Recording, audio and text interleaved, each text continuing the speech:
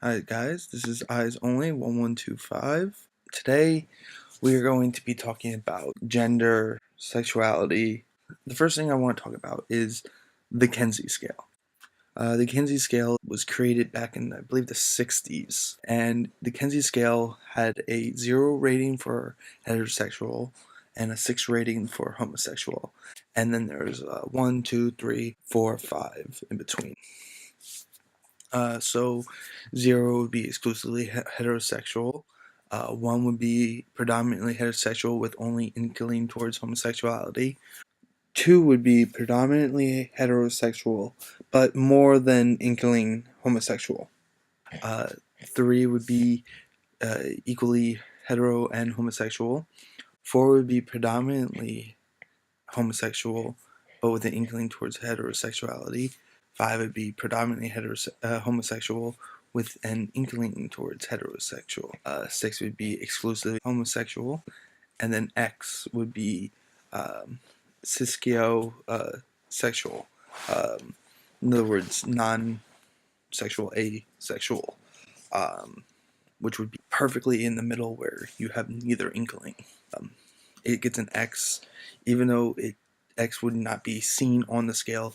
It would usually mean exactly in the center where you don't have an inkling towards either, but it would fit into this scale. The person either hasn't yet or never will feel sexual inkling towards male or female, regardless of gender. So if we take the Kinsey scale and we apply it to gender, we can see that everything fits onto a scale once again, where you would have 0 as male and 6 as female. And you can go up the scale with how much. So in the middle you would have somebody who would be either born hermaphroditic, where they have equally male and female parts.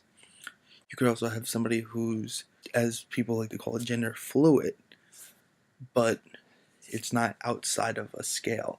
It's in between. It still fits into a scale. The lines go down and from one side to the other, and a person living fits onto that scale. This is because everybody is born with male parts, female parts, or both.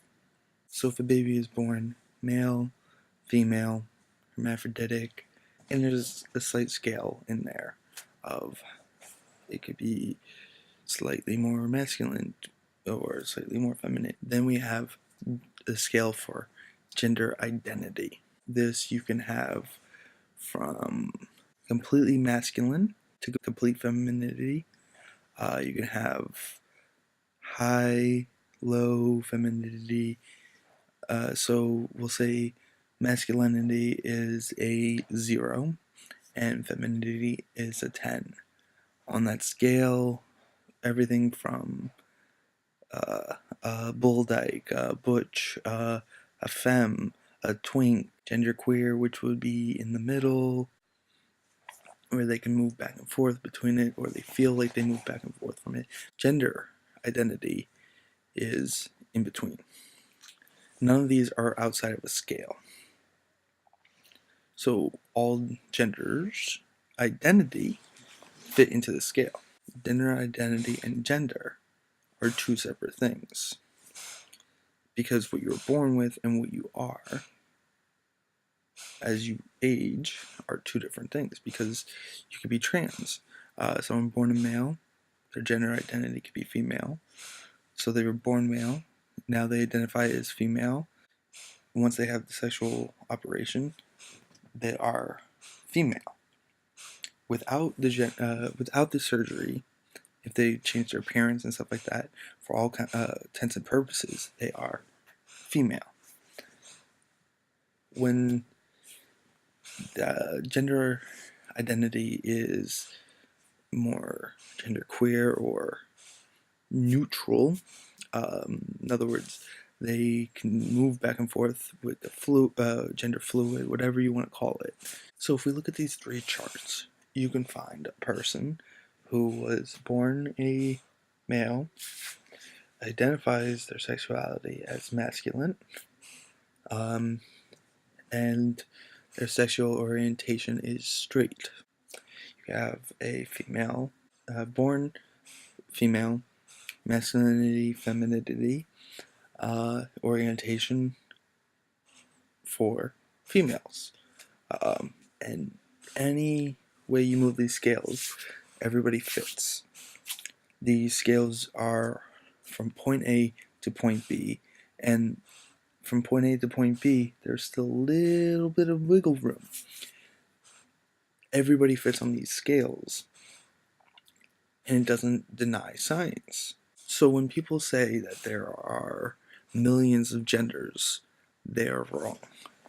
Because gender and gender identity are two separate things. When people use the word gender and people use the word gender identity, they're two conflicting things. Because one is what you're born with, and the other one is what you feel like. So what I'm saying is that when you have a male that transitions to female, once the transition happens, they're perfectly a female. And the other way around.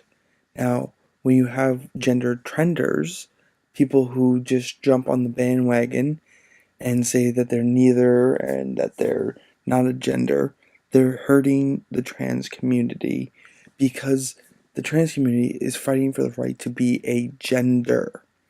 If they were born male and now they're female, and there's other people out there saying, "Oh, I was born male, but now I'm nothing," or "I was born female and now I'm nothing," they destroy the argument that they have, and they make it easier for people to hate upon actual trans people. From what I can tell, most of the people that are fighting against SJWs are perfectly fine with the trans community. They're perfectly fine with the gay community. The problem is when you have these people who are not either, that seem to be normal straight people who just dress like they're the opposite gender, but they don't want to transition. They seem to be bandwagoning onto their thing so they're not just a normal straight person, so that they can be different. And the problem with this is it really, at least to us, it seems that they are destroying what has been worked for so long to allow, and that's to have these people comfortable.